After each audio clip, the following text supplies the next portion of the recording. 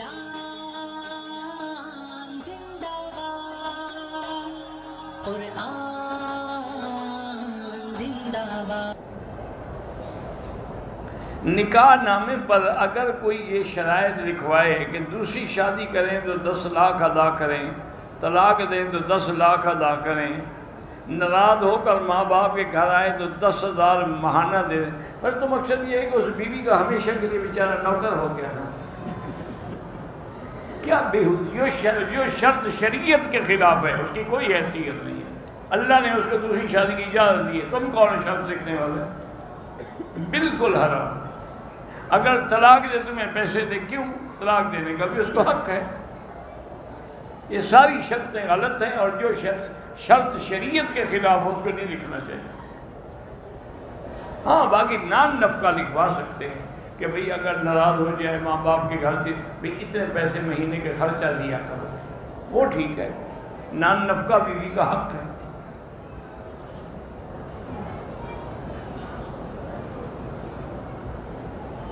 کہتے ہیں کہ بچی کا نکاح تو ہو گیا، حق المہر جو ہے وہ 5 تولے سونا طے ہوئی، لیکن یہ بھی لکھا گیا کہ بوقت رخصتی دیا جائے گا، تو جن کے پاس وہ سونا ہے ابھی وہ زکوٰۃ دیں گے، جب وہ بیوی کو مل جائے گا پھر وہ سوچیں، اس کو تو ملا نہیں، آپ نے دیا ہی نہیں۔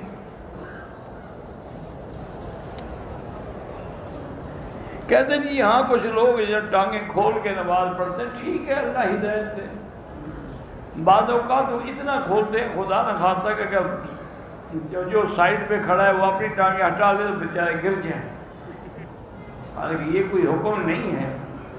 معنی یہ ہے کہ ٹانگوں سے ٹانگیں ملی ہوں تاکہ درمیان میں فاصلہ نہ رہے۔ میں نے اپنے والد کو چچا زاد بھائی سے 9,50,000 کا گھر دیا تھا، 8 لاکھ دے دیا تھا، باقی 1,50,000 باقی تھے۔ چاچا فوت ہو گئے، فوت ہونے سے پہلے انہوں نے اپنی جائیداد 40 لاکھ کی فروخت کی تھی، وہ سب کچھ چچی نے لے کر دوسرے کا، بہرحال اس کے وارث جو ہے ان کو دینا ہوگا، وہ چچی بیچے کو اس کی بیوی ہے، اس کا حق تھا وہ لے لی، لیکن اولاد ہے، سب سے پہلے اولاد کا حق ہے، بیوی کا تو یہ 4تھا حصہ ہوگا یا 8واں۔ میرا دودھ بیچنے کا کام ہے، اگر کوئی شیعہ دودھ دینے کے لیے ہے، کوئی نہیں، کافروں سے بھی تو سارے سودے لے رہے ہو، باقی سارے دودھ کا مسئلہ پوچھنا ہے، باقی کون سی چیزیں ہیں تم کافروں سے نہیں لے رہے ہو؟ جس ہوائی جہاز عمرہ کرنے آتے جہاز بھی کافروں سے لیتے ہو، اس کے پرزے بھی کافروں سے لیتے ہو۔ مسلمانوں نے تو بس ایک چیز بنائی ہے کہ پیسے آ جائیں تو عیاشی کرو، یا اس کے بعد کسی کو قتل کر دو، ساری زندگی جیل میں پڑے رہو۔ عمرہ ادا کرنے کے بعد کتنی دیر بعد، بس جب عمرہ آپ کا ختم ہو جائے بال کاٹ لیں، اچھی طرح پردہ کریں شریف۔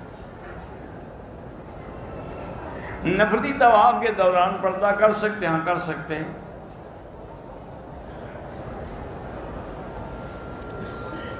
کہتے ہیں کہ میت جو ہے اس کا منہ پہلے تو سیدھا تھا پھر کعبے کی طرف ہو گیا، اچھی بات ہے۔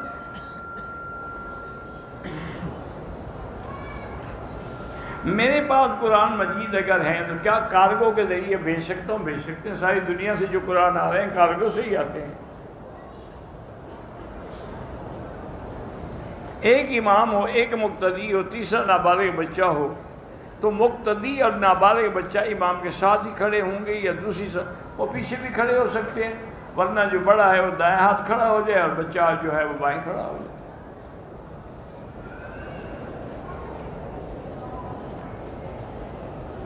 حضرت نوح علیہ السلام کی کشتی سے کوئی صاحب ایمان عورت تھی جو رہ گئی تھی، مجھے تو نہیں ملی، آپ کو ملی تھی؟ انہوں نے کہا کہ حضرت نوح نے مجھے دھوکہ کیا، چھوڑ گیا مجھے۔ خدا کا خوف کرو، ان کا تو جو رہ گیا بیٹا ہی نہیں بچ سکا تو بوڑھی کیسے رہ گئی؟ ہوا اگر خارج ہو جائے، ہوا سے استنجا نہیں کیا جاتا، استنجا پیشاب اور براز سے کیا جاتا ہے۔ میرے کزن نے 70,000 کلمہ پڑھا ہے، کہتی ہے کہ میری امانت ہے مرنے کے بعد بطور ایصال ثواب مجھے ملے گی۔ ابھی اس کو ثواب مل رہا ہے تو مرنے کے بعد کیوں ملے گا؟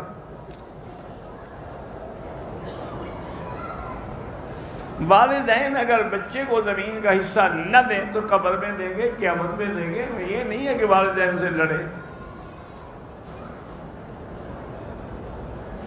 نماز کے بعد کچھ دیر بیٹھنے کے لیے، فرض نماز کے بعد، تاکہ تسبیحات پڑھ لیں، اور اتنی دیر میں شاید جنازے کا اعلان بھی ہو جائے۔